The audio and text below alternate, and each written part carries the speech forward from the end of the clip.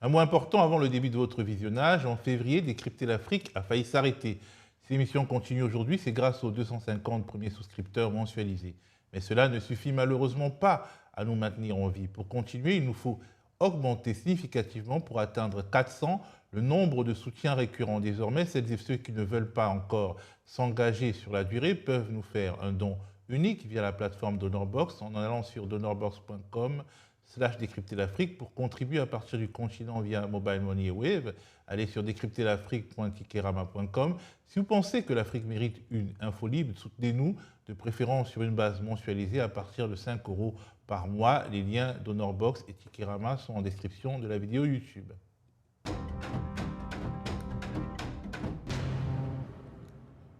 Bonjour Ndongo.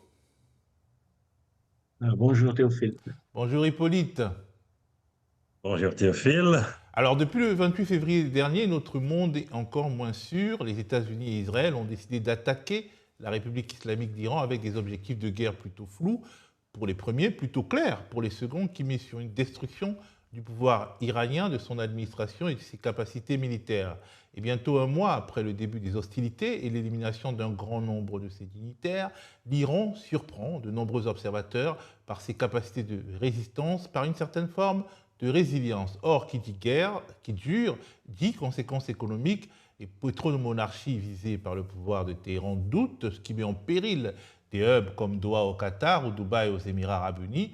Le ralentissement forcé du détroit d'Ormuz par l'Iran fait monter les prix du pétrole, du gaz et plus largement de l'énergie. Au moment où nous tournons, le cours du baril de Brent avoisine environ les 97 $. Il était de 110 $ au moment où je préparais l'émission, alors qu'il était autour de 70 $ avant le début de cette guerre faite à l'Iran.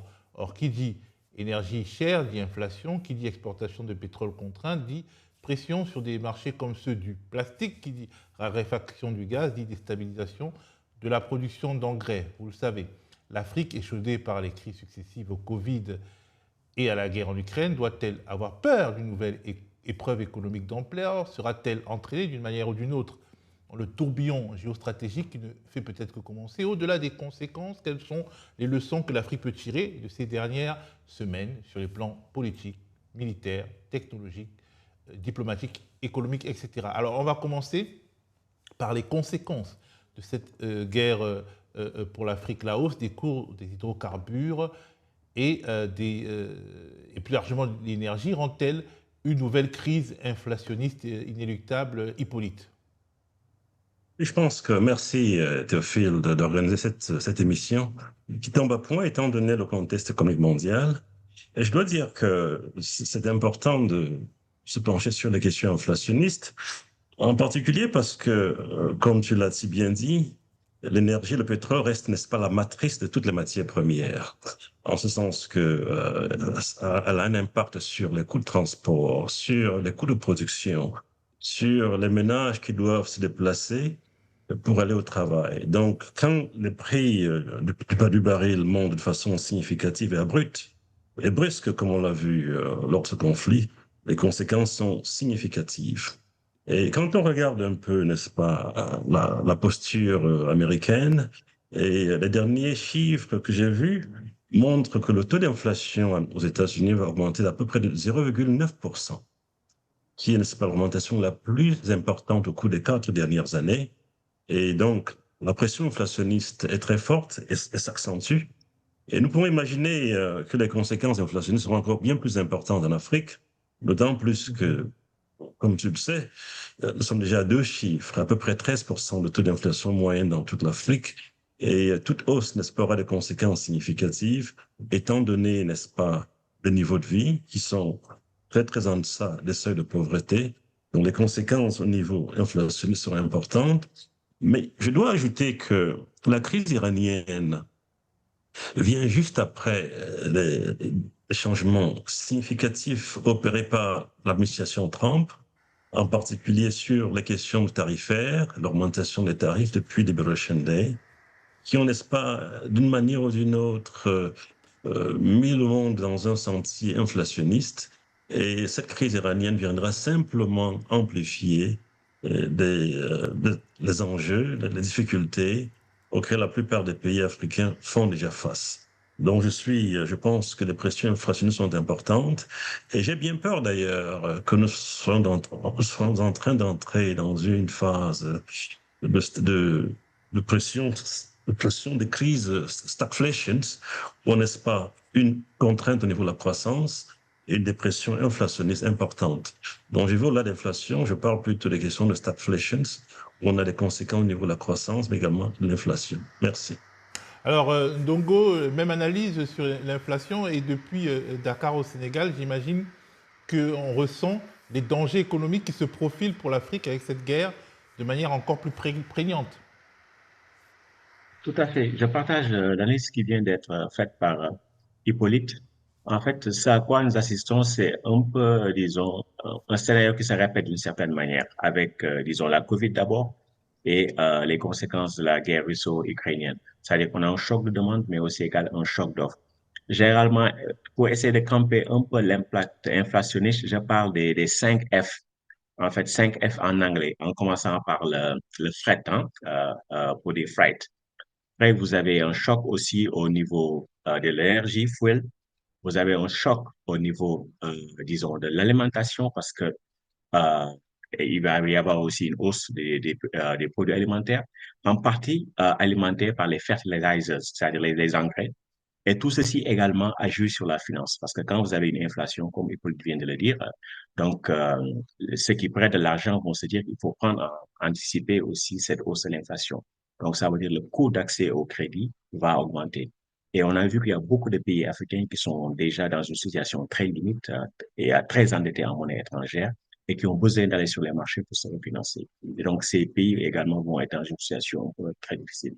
Et il y a certains pays, notamment les pays en Afrique de l'Est, on voit que, par exemple, beaucoup sont très dépendants des engrais qui viennent disons, des pays du Golfe, parce que ces engrais, généralement, sont produits à partir du gaz. Et on a vu, disons, les dégâts qu'il y a eu au niveau de certains pays comme le Qatar, par exemple. Et donc, tout ceci va être subi par l'Afrique sans que l'Afrique ne soit partie prenante de ce conflit, directement ou indirectement.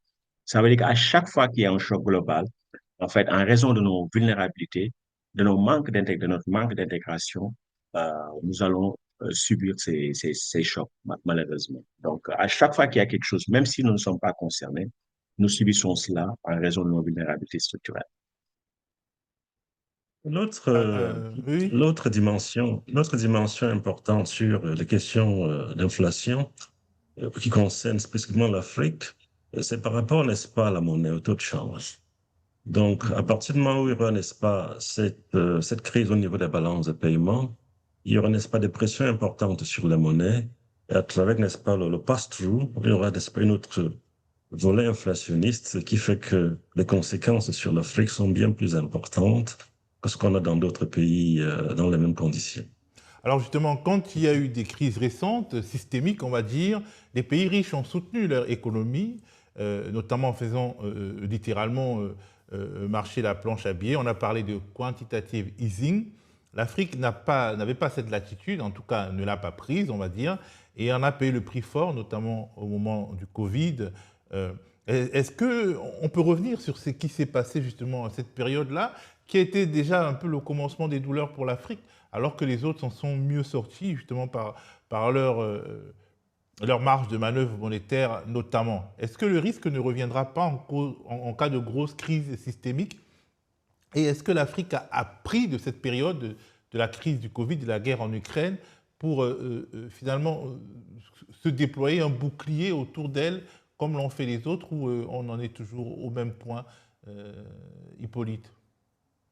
Je pense que ça, c'est vraiment un très bon point. Je pense qu'il faut revenir à ce qui s'est passé pendant le Covid. Je dois dire que les pays européens qui avaient, n'est-ce pas, une marge de manœuvre plus importante ont procédé non seulement au quantitative easing, mais également aux supports fiscaux. C'est-à-dire qu'il y a au niveau budgétaire, également monétaire. C'était une combinaison des deux, avec le soutien qui était largement au-dessus de trillion dollars, des milliers de milliards de dollars. Et en particulier, c'était à hauteur d'à peu près plus de 10% du PIB américain. En termes de, quand on regarde le IMF Fiscal Tracker, c'est près de 10% du PIB américain. Les pays de l'Union européenne étaient entre 7 et 10%, 7,5 et 10%, alors que les pays africains ont eu en moyenne dépensé à peu près rien que 2,5% du PIB. Donc, ces différences ont eu des conséquences, n'est-ce pas, significatives, en ce sens que des pays qui ont, n'est-ce pas, cette planche à billets et des supports budgétaires ont plus rapidement convergé vers la croissance tendancielle. Alors que les pays africains qui n'ont pas pu le faire parce qu'ils n'avaient pas assez de marge de manœuvre au niveau fiscal sont encore à la traîne, n'ont pas encore retrouvé leur trend growth, leur croissance tendancielle. Et ça se traduit, n'est-ce pas, par les écarts importants de niveau de vie et de revenus entre l'Afrique et le reste du monde. Ces écarts étaient déjà importants, mais cette différence au niveau des supports fiscaux et monétaires ont fait que les écarts de revenus entre l'Afrique et les autres pays, n'est-ce pas, se sont accentués de façon significative. Donc, c'est un problème sérieux et il y a un risque important, surtout dans un contexte où les pays africains ont déjà une pression d'endettement. Et ce qui va se passer, c'est que avec les crises de balance de paiement qui sont envisagées suite à la crise iranienne, et le service de la dette va, n'est-ce pas, devenir encore plus important en raison de la facture, n'est-ce pas, pétrolière, et réduire davantage les marges de manœuvre du pays, de manière à rendre difficile tout appui qui pouvait, n'est-ce pas, apporter aux ménages, aux entreprises dans le cadre de cette crise. Donc, d'accord avec cette analyse de Hippolyte qui est finalement assez alarmante? Bon, pas alarmante, mais plutôt qui décrit la réalité. Parce que, en fait, dans les pays du Nord, par exemple les États-Unis, la zone euro, c'est des pays qui ont des monnaies de réserve, c'est-à-dire que leurs monnaies vont au-delà de leurs économies. C'est des monnaies qui sont acceptées au plan international. Et donc, ces pays peuvent avoir une certaine marge de manœuvre. Leur banque centrale peut jouer le jeu en disant que, bon, si le secteur privé ne fonctionne plus trop, l'État peut intervenir en dépensant beaucoup. Par exemple, au moment de la COVID, on a vu que ces pays avaient vraiment des niveaux de déficit budgétaire qui rappellent les temps de guerre, comme par exemple aux États-Unis. Mais dans le cas des pays africains, on n'avait pas ce niveau de déficit budgétaire pour permettre une reprise rapide. Pourquoi? Parce que la question n'est pas nécessairement fiscale, mais c'est que nous n'avons pas les capacités technologiques. Parce que, par exemple, si vous dépensez beaucoup dans votre économie, une grande partie va se retrouver au niveau des importations. Et donc, ce qui va se passer, c'est que vous allez avoir des réserves de change qui se déprécient, alors que déjà votre taux de change se déprécie, vous allez avoir de l'inflation importée, etc. Donc, si vous essayez de dépenser plus, en fait, la quantitative easing au niveau de votre banque centrale, vous allez vous retrouver avec beaucoup d'inflation et donc votre politique va être défaite.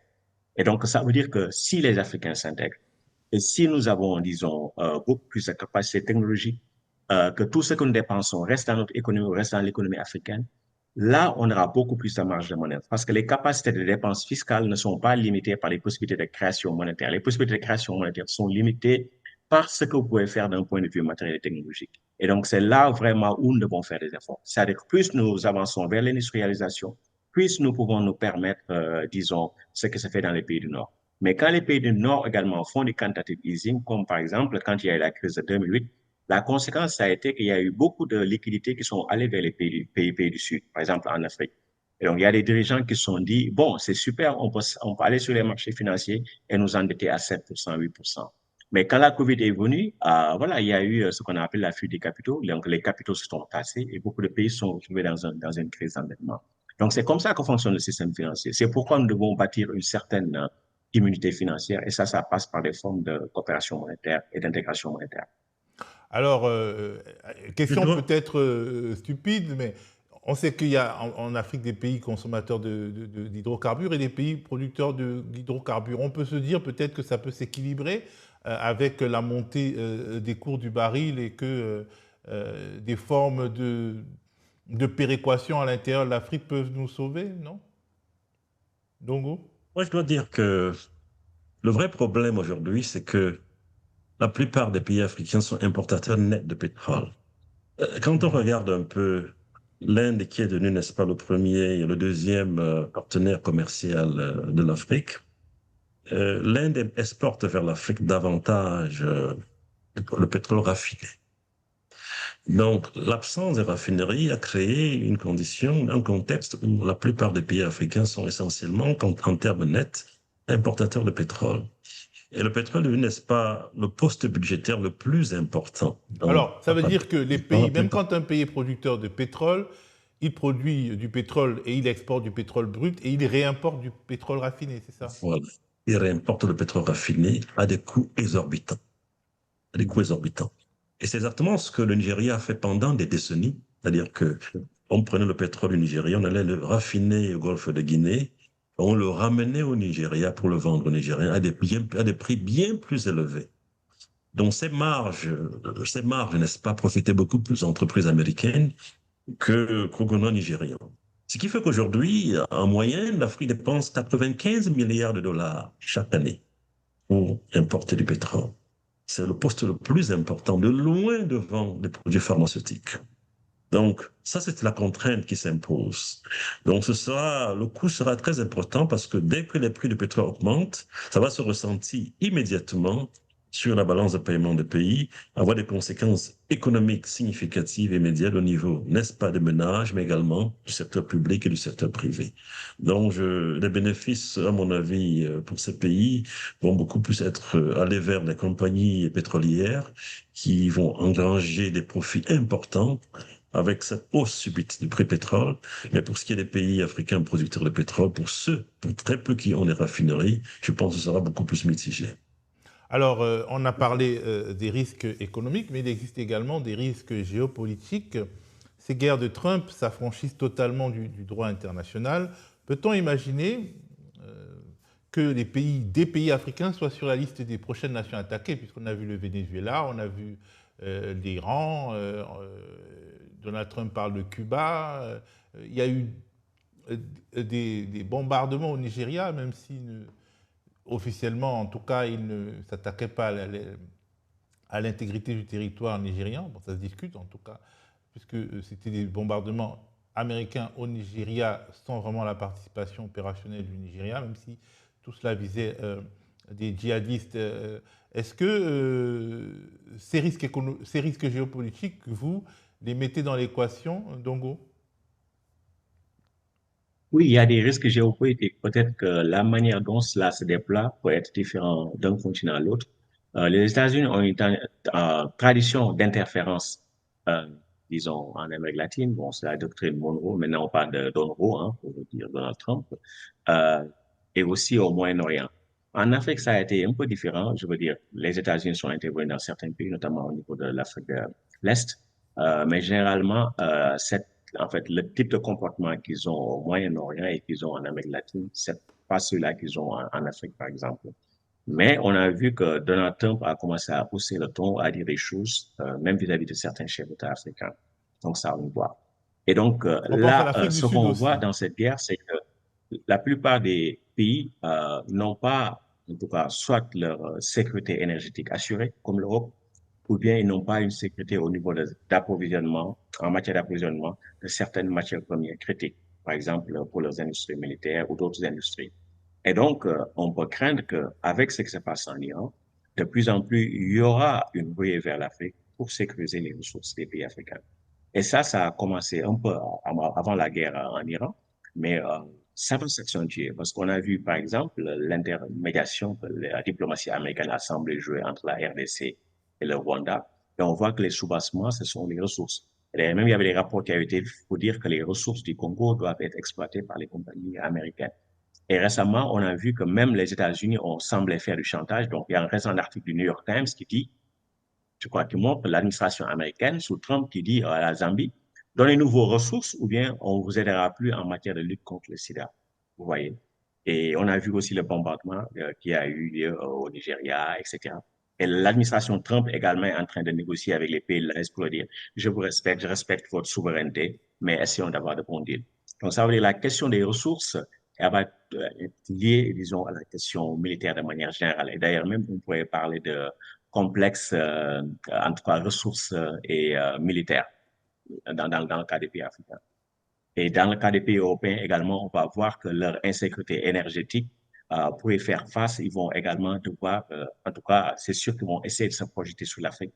Déjà, au moment de la guerre russo-ukrainienne, il y avait tout ce discours sur l'hydrogène vert et il y avait beaucoup d'accords que l'Union européenne avait conclus avec certains pays africains, notamment le Maroc, la Namibie, etc. Hippolyte, d'accord avec cette analyse Non, je sur les suis risques entièrement d'accord. Je suis géopolitiques? entièrement d'accord avec mon collègue et mon frère. Je pense que je dois simplement ajouter qu'il y a un autre volet important, c'est le volet djihadiste. Et je pense que c'est un cheval de bataille utilisé, n'est-ce pas, par les pays occidentaux, à la tête desquels l'administration américaine. Et c'est une opération qu'on voit, n'est-ce pas, au Sahel depuis plus d'une décennie, depuis près de 12 ans. Bon, c'est un aspect important qui fait que l'Amérique est déjà présente sur le continent. Et quand on voit ce qui se passe au Sahel, quand on voit ce qui se passe au DRC, au Congo démocratique, je pense qu'on ne peut pas se faire sans, n'est-ce pas, la main de l'Amérique. Donc c'est très important. Et c'est pas des enjeux futurs, c'est des enjeux actuels. Et je pense que les choses vont s'accentuer. Quand on regarde également la stratégie de Trump, si je peux parler ainsi, je pense que elle a été très agressive vis-à-vis des pays qui étaient soit dans le BRICS, soit à la porte du BRICS, qu'on est à la porte du BRICS, que ce soit le Venezuela ou le Nigeria. Donc, quand on regarde même l'Iran, la position de l'Iran au sein du BRIC, fait que c'est un objectif majeur de déstabiliser, n'est-ce pas, cet espace qui devenait, n'est-ce pas, une alternative par rapport aux questions économiques, par rapport aux questions de financement et par rapport aux questions de développement. Donc là, c'est là où je vois, n'est-ce pas, un autre aspect important en termes de la stratégie de Trump et ses implications potentielles, n'est-ce pas, pour les pays africains. Alors, on va donc parler de la capacité des Africains à résister dans ce monde incertain. Est-ce qu'on imagine un pays africain qui serait ciblé dans une sorte de politique fission, qui serait ciblé comme l'Iran l'a été, avoir la même résilience face à un assaut de cette nature? Même l'Afrique du Sud, il me semble, c'est pas si sûr. Quel est le secret, selon vous, de la résilience iranienne? Je commence par poser la question à Hippolyte qui parlait juste avant. Quel est le secret de la résilience? Déjà, est-ce que c'est possible qu'un pays africain résiste comme ça, et pourquoi résiste-t-il? Comment résiste-t-il? Je dois dire que l'Iran a été vraiment une surprise remarquable. Et je dois ajouter que le pays est sous sanction depuis près de 47 ans, 7 décennies.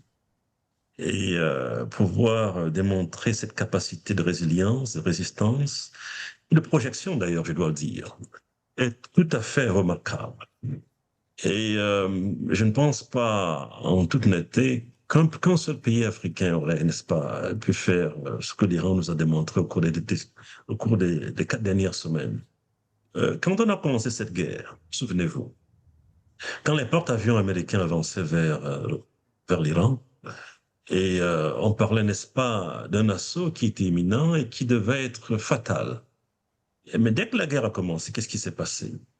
Les porte-avions américains ont rebroussé chemin, se sont retirés et se sont positionnés très loin des frontières maritimes iraniennes pour éviter, n'est-ce pas, des risques d'être frappés par des drones sous-marins.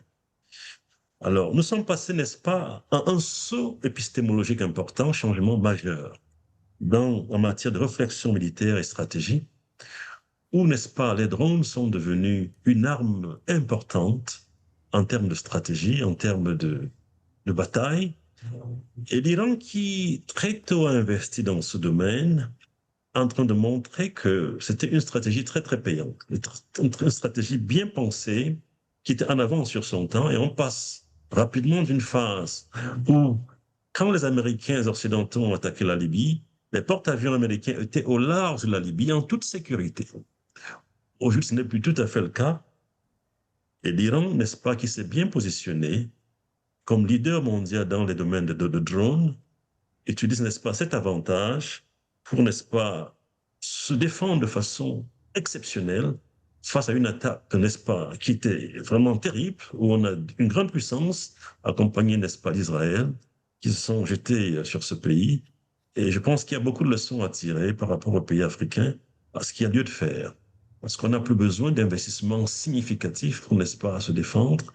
Et la technologie des drones fait qu'on peut, n'est-ce pas, bien se défendre avec des coûts et des moyens vraiment limités. Alors, Ndongo, quel est le secret de la résilience iranienne d'un point de vue, disons, technologique, d'un point de vue stratégique. Et est-ce que les plus puissants des pays africains, je pense à l'Afrique du Sud, à l'Égypte, sont capables d'une telle résilience en cas d'attaque extérieure? Et comment expliquer la faiblesse africaine? Je ne pense pas qu'il y ait des pays africains qui soient capables d'une telle résistance. L'Iran, c'est une vieille civilisation, hein. Et là, on voit que cette guerre contre l'Iran, c'est une guerre également contre voilà, ce que l'Iran a représenté à travers l'histoire. Et donc, moi, ce qui me vient en tête, c'est cette idée de... Enfin, il y a cet économiste malawien, Tandika Magandewere, qui parle de idéologie structure nexus, le lien entre idéologie et structure. Parce que Hippolyte a parlé des sanctions financières, commerciales contre l'Iran. Mais également, depuis des décennies, il y a une campagne systématique pour déstabiliser ce régime, tuer ses meilleurs scientifiques, tuer ses généraux, etc. Et malgré ça, le régime n'est pas tombé. Malgré tout ça. Donc, ça veut dire que quelque part, sans porter le jugement de valeur sur la qualité des institutions iraniennes, etc., le pays a été stable, malgré toute la pression subie de l'extérieur. Il y a beaucoup de pays africains, s'ils étaient soumis, disons, à juste 5% de cette même pression, ils seraient tombés en quelques jours. Mais là, ça fait des décennies et ce régime ne tombe pas. Malgré tout, ça a été fait. Donc, ça veut dire qu'il y a une certaine solidité au niveau des institutions. Mais le pays également a eu des performances remarquables dans le domaine industriel. Pendant que les Occidentaux étaient dans la financiarisation, c'est-à-dire l'économie des casinos. Pendant que les Occidentaux étaient dans l'économie des casinos, il y a beaucoup de pays d'une certaine taille économique qui ont fait des progrès remarquables sur le plan industriel. Et l'Iran a une industrie militaire très importante. Et là, on le voit. Et pourquoi? Parce qu'il y a aussi un effort fait pour former des gens, pour former des ingénieurs. Récemment, il y a des articles qui ont circulé qui montrent que ce que l'Iran forme comme ingénieur chaque année, c'est plus que ce que la France et l'Allemagne forment, voilà, si on cumule cela. Et donc, ça veut dire qu'il y a eu un effort de long terme pour avoir une industrie militaire. Mais ça, on n'a pas dans le cas des pays africains. Industrie militaire et en plus avec des coûts accessibles. Et là, on voit ce qui donne à l'Iran un certain levier, c'est que l'Iran dit que, en fait, si vous voulez détruire nos drones, il faut avoir des missiles très chers et sur le long terme, ça marchera pas pour vous et ça va coûter très cher, outre aussi la fermeture du détroit de Dormouz. Alors, qui Et dit donc, il y a tous industrie ces aspects. militaire, dit industrie tout court aussi. Industrie, oui. Mais en Afrique, il y a très peu d'industries, de pays en fait, de pays qui ont amorcé une certaine industrialisation. Dans les années 80, il y en avait, mais avec les ajustements structurels, il y avait presque plus, disons, de tentatives d'industrialisation. Et quand vous regardez la carte industrielle africaine, vous avez un peu au nord, un peu au sud, mais il n'y a rien entre les deux. Et donc, du coup, les guerres récentes montrent que si vous n'avez pas une certaine capacité industrielle, mais vous ne pouvez tout simplement pas les soutenir. Si la Russie a pu soutenir la guerre contre l'OTAN via l'Ukraine, si l'Iran est en train de résister, c'est parce qu'aussi il y a des capacités industrielles. Et aussi, parfois aussi, il y a eu des alliances importantes parce que l'Iran est allié à des pays quand même qui ont une certaine capacité industrielle, la Russie et la Chine. Ça aussi, c'est important. D'où la nécessité pour l'Afrique également d'avoir des alliances dans des domaines stratégiques.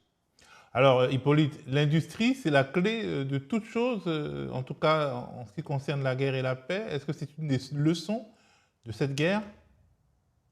Moi, je pense que l'industrie, c'est la clé à toute chose.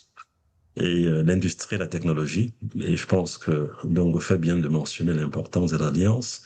Les alliances qui vont, n'est-ce pas, faciliter les transferts de technologies sont importantes. L'industrie, parce que, en effet, l'industrie aujourd'hui est à la base de la sécurité, elle est à la base de la croissance, elle est également à la base, n'est-ce pas, de la création d'emplois nécessaires dans un continent où les taux de chômage sont vraiment très, très élevés. Et l'industrie permettra également de ce qu'on appelle return to education. Les rendements éducationnels seront importants dans un continent industrialisé. Donc, c'est très, très fondamental. La leçon qu'on tire de l'expérience iranienne, c'est qu'il faut, n'est-ce pas, bien former nos enfants et leur permettre, n'est-ce pas, de construire l'avenir dont ils ont besoin, dont ils rêvent. Il faut bien former nos enfants et leur permettre, n'est-ce pas, de nous défendre, de défendre ce continent. Et le secret de l'Iran, ce n'est pas d'avoir formé, n'est-ce pas, des Iraniens, des scientifiques iraniens, qui sont, n'est-ce pas, engagés dans la cause nationale et qui travaillent, n'est-ce pas, pour cette cause. Et il faut changer le paradigme en Afrique et investir davantage sur les questions de science et technologie pour que nos enfants, n'est-ce pas, fassent, n'est-ce pas, soient mieux préparés pour les challenges à venir. Alors, donc, si je comprends bien, on peut dire que la guerre contemporaine, c'est aussi et avant tout une question de souveraineté. Mais une souveraineté vue d'une autre manière. Ce n'est pas la souveraineté politique du chef qui dit que dans le pourtour autour de moi, je suis chef, je décide de changer la Constitution, d'arrêter mes opposants, de voter des lois qui énervent les autres, mais la souveraineté industrielle, technologique, monétaire, en termes de ressources stratégiques, si c'est vraiment ça qu'on peut considérer comme une des leçons majeures, c'est-à-dire le renforcement de la thématique de la souveraineté qui passe aussi par des alliances, comment on peut décliner la réflexion autour de cela? Déjà, premièrement, est-ce que c'est cette question, Dongo, cette question de souveraineté qui doit être, ce mot-là qui doit prendre tout son sens, être rempli de tout son contenant pour que l'Afrique puisse avancer mieux sur la route de ces défis? Oui, c'est que le concept même de souveraineté doit être revu et notamment être débarrassé de son, disons, cadre épistémique westphalien, c'est-à-dire dans le cadre des États-nations, etc. Donc, c'est sûr que ça, c'est à niveau de l'État-nation que les questions démocratiques, sociales peuvent se poser, mais aucun État ne peut garantir sa propre souveraineté. Et je pense que c'est l'une des leçons de la guerre en Iran.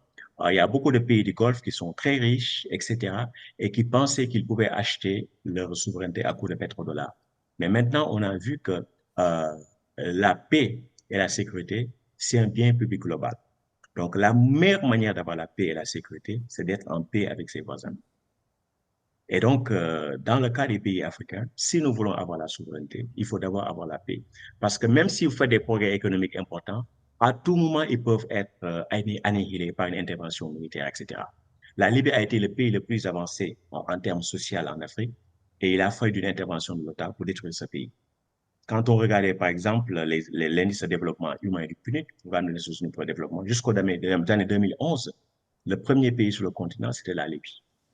Et donc, ça veut dire que la souveraineté doit être négociée. On peut avoir de souveraineté absolue, mais on a besoin de l'intégration. Et parfois, il y a des formes d'intégration, je peux dire même défensives.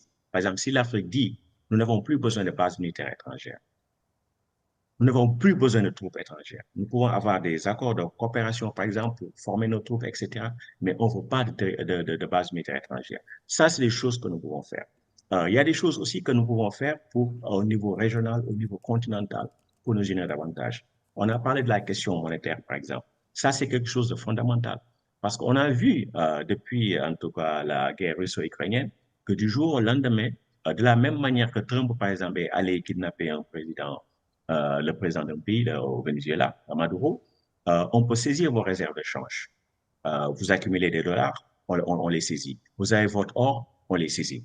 Donc, ça veut dire qu'à un moment donné, aucun de ces pays n'est capable de défendre sa propre souveraineté. Donc, il faut être dans un cadre plus large de coopération qui permette de faire des choses au niveau national, mais également de bénéficier, en tout cas, de la solidarité des pays voisins et d'avoir de bons voisins. Parce que quand vous avez de mauvais voisins, vous pouvez avoir toutes sortes de problèmes. Donc, ouais, souveraineté, mais souveraineté, disons, négociée entre États partenaires, alliés, qui finalement ont des intérêts communs. Hippolyte, on a parlé donc de souveraineté industrielle, technologique et monétaire. Je pense que même les pays qui ont leur propre monnaie en Afrique, ou bien les pays qui ont un début d'industrie, ne peuvent pas parler de souveraineté. En tout cas, peut-être que ce n'est même pas la principale préoccupation des dirigeants de ces pays-là. Et pourtant, c'est ce qui peut changer la donne. Ce qui peut changer la donne, et je dois dire que la notion de souveraineté aujourd'hui ne doit plus être vue sous un angle statique. Et pendant longtemps, on a pensé qu'être indépendant garantissait, n'est-ce pas, la souveraineté. Mais la réalité aujourd'hui, c'est que la souveraineté est une bataille constante. Et c'est une bataille constante. Quand on regarde un peu ce qui s'est passé au cours des 12 derniers mois, vous avez très bien vu que quand l'Amérique, n'est-ce pas, attaque le Venezuela, les pays européens, dans le giron occidental, sont entièrement avec l'Amérique. Quand l'Amérique parle, n'est-ce pas, du Groenland ou du Canada, c'est une posture différente. Qu'est-ce que ça veut dire? Ça veut dire que la notion de souveraineté est essentiellement hiérarchisée. La souveraineté, c'est un pays plus important que d'autres. Et ça nous renvoie un peu à Benjamin Disraeli, un des premiers ministres britanniques, qui a dit c'est pas parce qu'un pays devient indépendant qu'il cesse d'être une colonie. It's not because a country becomes independent that it ceases to be a colony. Donc, dans cette notion de souveraineté, pour beaucoup de pays occidentaux, beaucoup de pays africains ne sont pas tout à fait souverains. Nous sommes toujours des colonies. Donc, la question devient, que faut-il faire pour que, dans un contexte dynamique, où les choses changent de façon très rapide, pour renforcer la fondation souveraine des pays africains? Je pense qu'on doit parler des questions monétaires, des questions militaires et stratégiques. Mais dans le cas africain, je pense que de plus en plus, il faudra qu'on revienne à la fondation de Kwame Nkrumah pour renforcer et accélérer l'intégration africaine. Je pense que c'est devenu de plus en plus important dans un monde très, très volatile, où la notion de souveraineté est hiérarchisée. Et si on arrivait, n'est-ce pas, à pousser ce volet, on créerait des conditions, n'est-ce pas, où l'Afrique peut avoir sa place au niveau mondial et ne plus être, n'est-ce pas, un appendage de géopolitique qui dépend, n'est-ce pas, de ce qui se passe dans d'autres pays. Et je pense que l'autre bénéfice, n'est-ce pas, de l'intégration régionale, c'est que ça accélérerait, n'est-ce pas, le processus d'industrialisation et créerait, à travers le renforcement de pooling des ressources, créer les conditions où le financement et les questions monétaires ne seront plus une contrainte. Et je dois dire qu'un des Mais aspects dont on n'a pas beaucoup pourquoi parlé dans cette guerre, l'intégration régionale, l'intégration africaine pourrait donner une marge de manœuvre monétaire aux pays qui s'intègrent? Ça ne va pas de soi pour le citoyen lambda.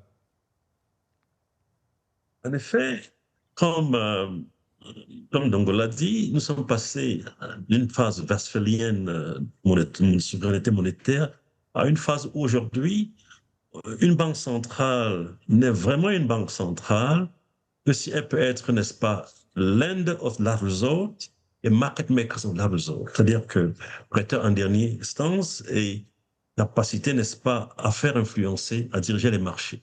Market makers of last resort. Et pour le faire, n'est-ce pas, il faut avoir une économie conséquente. Et très peu de pays aujourd'hui ont cette capacité. C'est essentiellement le FED, c'est la Banque populaire de Chine et l'Union européenne à travers leur euro. Donc, avec une banque centrale africaine qui serait conséquente et jouerait, n'est-ce pas, ces deux rôles, sur le plan monétaire et sur le plan du marché, on créerait les conditions où on a un marché domestique qui réduirait le fait que la plupart des pays africains s'endettent à monnaie étrangère. Donc, ça réduirait ce risque et créer une condition de stabilité de la monnaie africaine. Et l'autre aspect important, n'est-ce pas, de cette intégration monétaire qui serait le socle du développement, c'est qu'essentiellement, ça deviendrait l'identité africaine. Quand on parle de souveraineté, parfois elle est ancrée dans l'identité. Et avec cette monnaie africaine, on va accélérer le processus et créer les conditions où l'Afrique pourrait se retrouver dans un cercle vertueux où le financement de l'industrialisation est accéléré par les questions d'économie d'échelle. Donc voilà à peu près ce que je peux dire sur cette question Justement, en parlant d'intégration de et de souveraineté transition. monétaire, en fait, le mouvement semble être un mouvement inverse aujourd'hui, notamment parce que le dollar, notamment, circule beaucoup dans des pays africains comme la République démocratique du Congo, qui n'a quasiment plus de monnaie. Dans des pays un pays comme le Nigeria est le deuxième pays de la crypto, et notamment des stablecoins, parce que la monnaie nigériane n'est pas assez rassurante pour les Nigérians. L'Afrique du Sud également se convertit à la crypto, Dongo.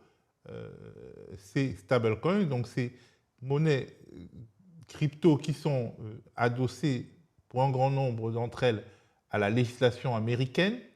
Est-ce que finalement ce n'est pas une sorte de retour en arrière? Parce que dans les territoires CFA, on dit oulala, on a une monnaie qui n'en est pas une, on est totalement dans les mains de la Banque Centrale Européenne et du Trésor français. Mais les pays qui ne sont pas dans la zone CFA ont une autre forme de CFA qui sont ces stablecoins, ces monnaies privées qui dépendent de la législation américaine. Comment s'en sortir? Comment comprendre déjà ce mouvement? Est-ce que c'est vraiment un mouvement de recul ou c'est une adaptation à la mondialisation? Bon, ça dépend des contextes. Mais ce qu'il faut dire, c'est qu'il n'y a pas de pays africain qui ait de véritable souveraineté monétaire. Parce que le test ultime de la souveraineté monétaire, c'est de ne pas émettre de dette en monnaie étrangère. Et on ne peut pas citer généralement de pays africains.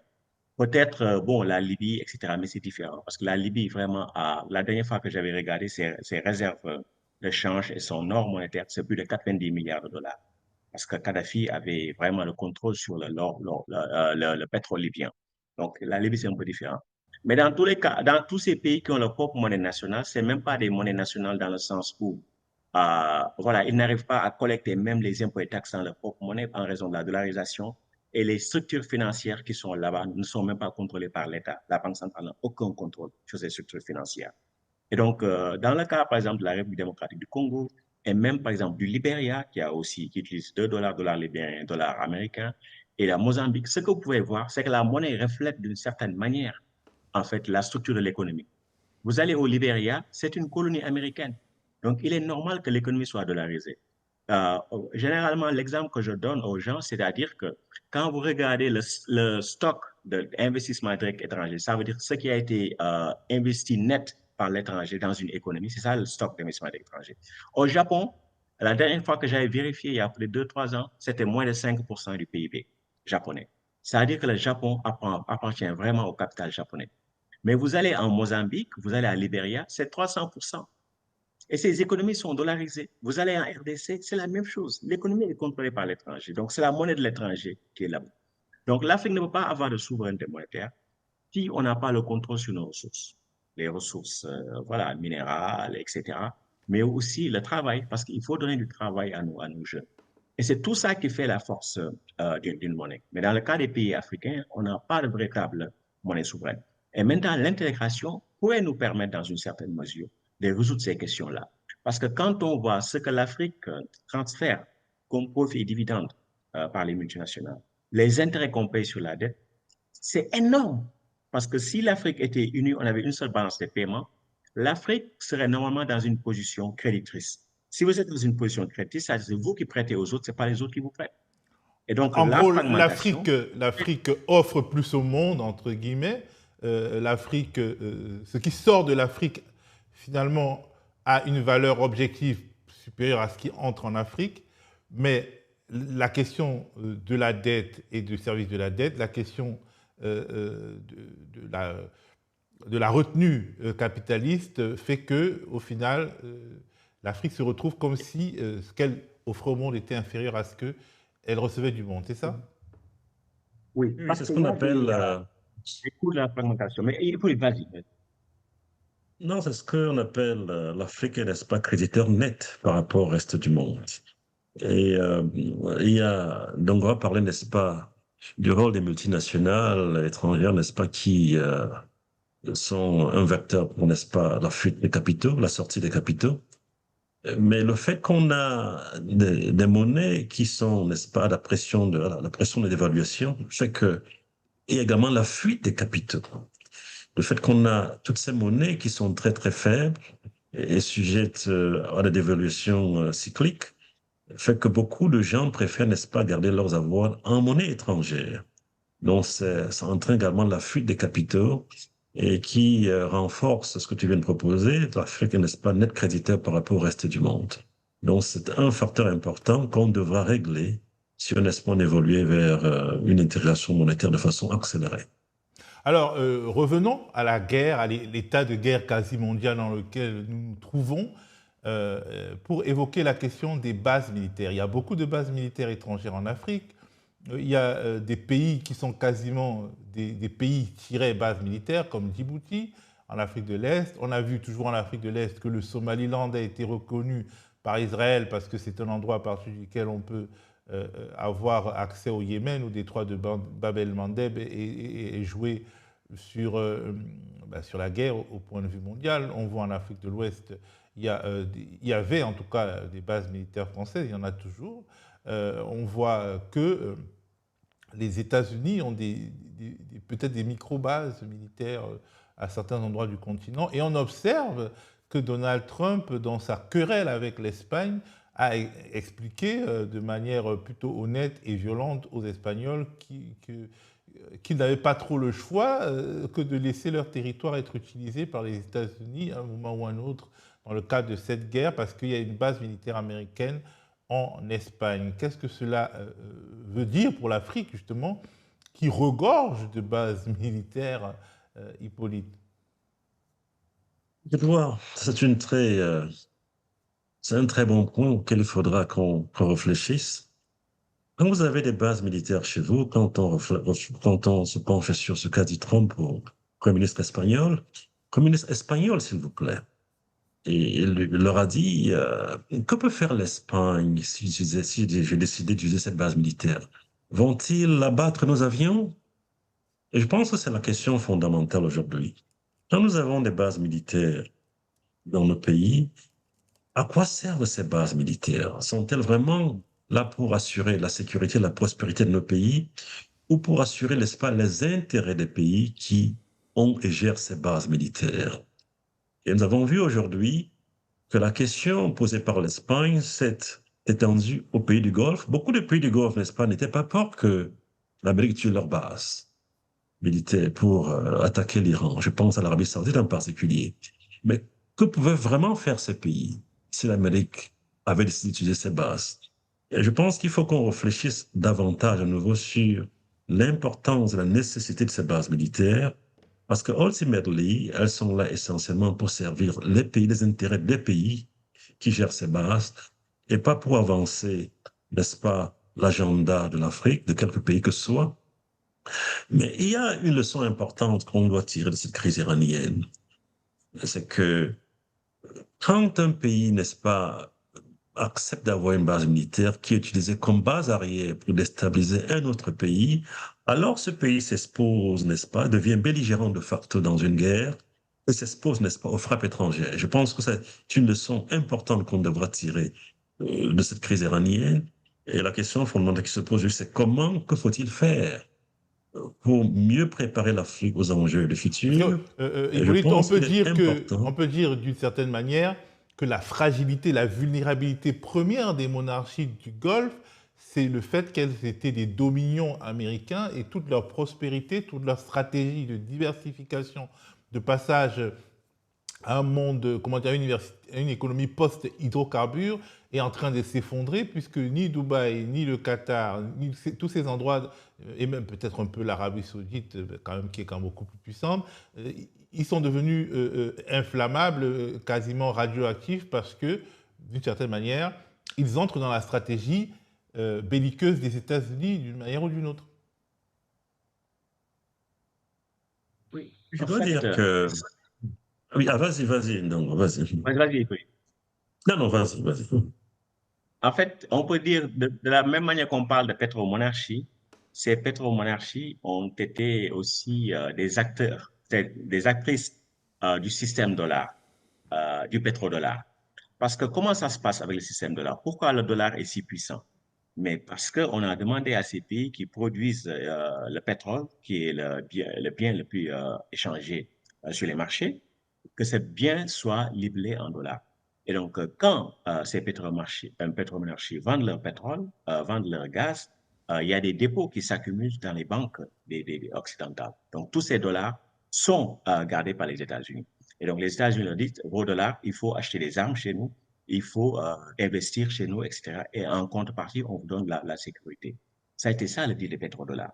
Mais maintenant, ces pays se rendent compte que dans un monde devenu multipolaire, où certaines puissances peuvent se défendre, certaines puissances moyennes peuvent se défendre à travers une certaine créativité sur le plan militaire et technologique, on peut plus, personne d'autre ne peut assurer votre sécurité. La sécurité demande une politique de paix et de paix avec ses voisins. Et donc, ces monarchies se rendent de cela peut-être un peu tardivement maintenant. Et donc, nous, en Afrique, nous devons avoir une politique de paix. On ne doit pas accepter qu'il y ait des bases militaires dans nos pays, des bases militaires étrangères, parce que c'est des mécanismes de déstabilisation. Les États-Unis ont été Sahel pendant longtemps. Les États-Unis n'ont jamais aidé le Niger, par exemple, à lutter contre le djihadisme, etc. Qu'est-ce que les États-Unis faisaient là-bas? Ils géraient leurs propres intérêts. Ils ont beaucoup investi dans le Sahel et géraient leurs propres intérêts. Donc, ça veut dire qu'on n'a pas besoin des bases militaires. Mais souvent, l'argument aussi qu'on donne pour les bases militaires, c'est-à-dire qu'on n'a pas l'argent, on a besoin de devises. Et comme ça, nous-mêmes, nous voyons dans une certaine forme de colonialisme. Vous regardez Djibouti. Djibouti, c'est un pays qui est loué à tout le monde. Vous venez, on vous loue des terres, vous avez votre base militaire. Pourquoi? Parce que c'est la manière que ce pays a trouvé pour survivre. Mais dans le cadre d'une intégration panafricaniste, ce pays pourrait survivre sans qu'il y ait besoin, en tout cas, de vendre aux encans, vendre à l'encan les terres de ce pays. Donc, la relation entre base militaire et aussi puissance financière, elle est là. Et d'une certaine manière, nous pouvons, d'un point de vue défensif, nous débarrasser de ces bases militaires étrangères. Mais nous devons aussi travailler une intégration qui permettra au pays de n'être pas incité à accueillir ces bases militaires étrangères. Alors merci beaucoup Ndongo, merci Hippolyte. Nous pourrions parler pendant des heures et des heures de ces sujets, tant ils sont passionnants et tant ils devraient passionner le grand public africain au-delà des questions politiciennes ou de l'actualité immédiate. Mais bon voilà, le temps qui nous est imparti arrive à sa fin. Merci à vous d'avoir apporté vos lumières à nos spectateurs. Merci à vous qui nous regardez d'avoir regardé l'Afrique. Rendez-vous bientôt pour de futurs décryptages de l'actualité africaine.